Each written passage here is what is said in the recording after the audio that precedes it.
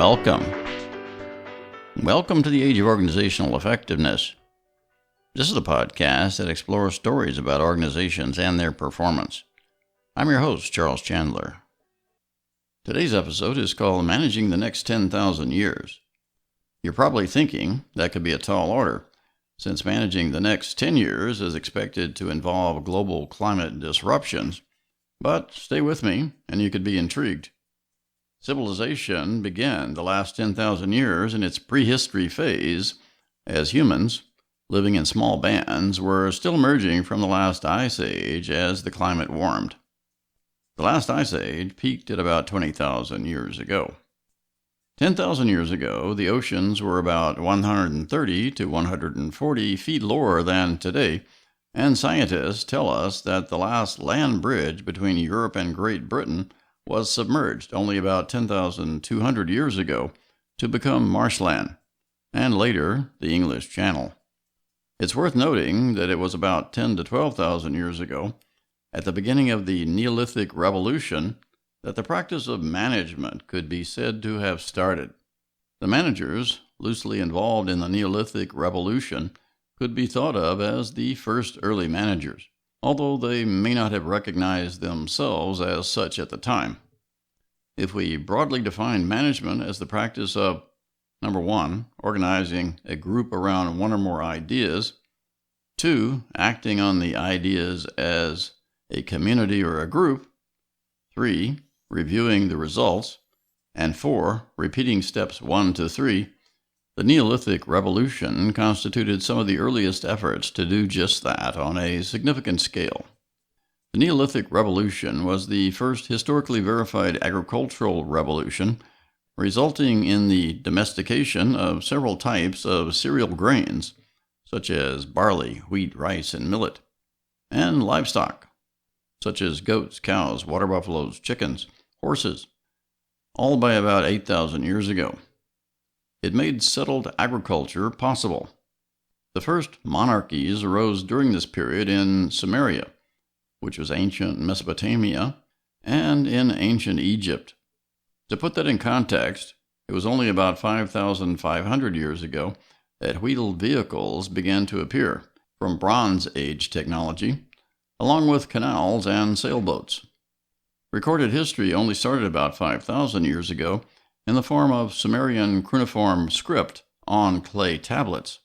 Unfortunately, we don't have much reading material to inform us about these early events. Capitalism came much later, in the 17th century, when merchants took the first steps to convert their excess capital into early factory production technology, and the Industrial Revolution was born.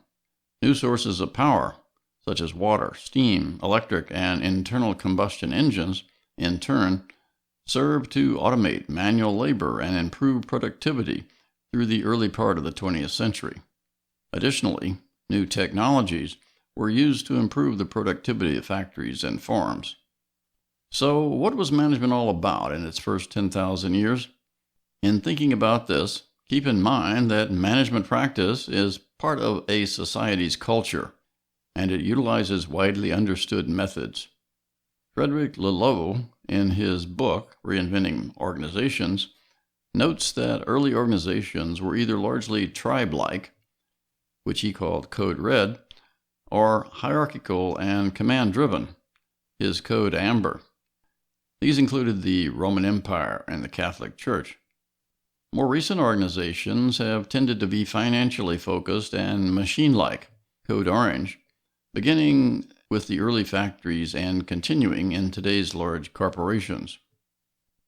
Whether it was organizing large irrigation systems 5,000 years ago, building the pyramids 4,500 years ago, Roman aqueducts 2,000 years ago, or today's corporations, the predominant idea of management has been to convert inputs, like manpower and other resources, into outputs, such as completed works or activities, in a relatively efficient manner consistent with the technology of the day. The desired result was a completed construction project or a well-run irrigation system. On its face, the first 10,000 years of management was about accomplishing tangible and visible activities under direct management control. That still hasn't changed. My purpose in this episode is not to recount history, however, but to consider what we need going forward to ensure successful management of the future. In the time we have left in this episode, let's consider what's needed to successfully manage the next 10,000 years. Let me suggest a context that's likely to be true going forward. First, organizations, collectively, will manage the next 10,000 years. Only organizations, such as business, government, and nonprofits, have enough resources, power, and control to do the job. Second, organizations will be nested and intertwined with other systems, large and small. For instance, organizations contain individuals, yet each individual exists within a family. A family exists within a neighborhood exists within a community exists within a state and a nation exists within a global community of nations. Instability within any one of these layers often affects the others in various ways. Third, management practice, by its nature, is socially constructed and is subject to change. Broadly speaking, management is part of the cultural tapestry of society, and culture has enabled human learning and advancement over the centuries. In short, Homo sapiens have been able to dominate their environment by building up successive layers of culture. The mammal with an advanced culture now dominates the landscape. That same mammal is now managing its environment. Given the above context, can mankind successfully navigate the next 10,000 years and create a sustainable future? Maybe, but it's important to acknowledge that today's dominant management paradigm, let's call it unconscious capitalism, has created the world we now live in, and that world seems to be spinning out of control. The science of cybernetics, which deals with systems and their control, offers some instruction as to why the world seems to be spinning precariously. The first law of cybernetics, which is Ashby's law of requisite variety, states that if a system is to be stable, the number of states of its control mechanism must be greater or equal to the number of states in the system being controlled. Considering the constellation of global systems, with new technologies ever increasing the variety of states in the system, today's control mechanisms are unable to keep pace. Two clear paths appear to be available to stabilize our world and bring it under intentional management control.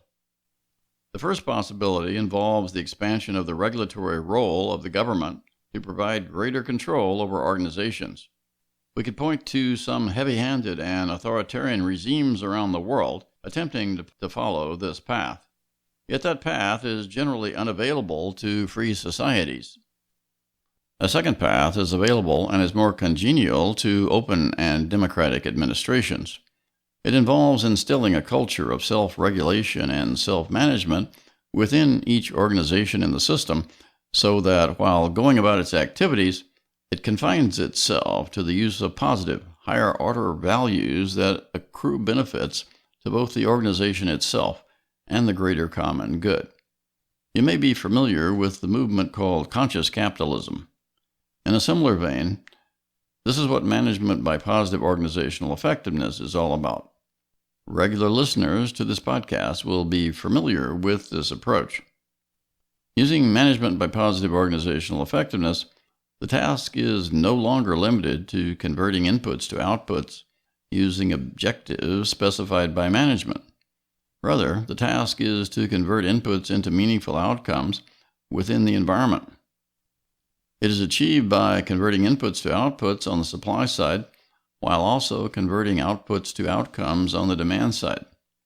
Instead of responding to arbitrary financial mandates of top management, each organization is oriented to positively serve the needs of its environment, where customers and other stakeholders live.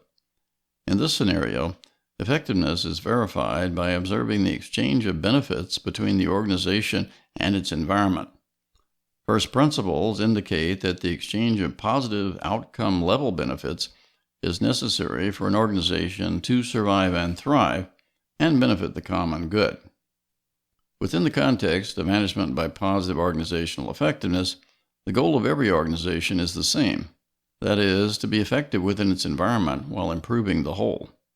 This goes beyond the management of visible activities under management's direct control, as in the past, to encompass meaningful outcomes that occur in the environment, yet outside of management's direct control.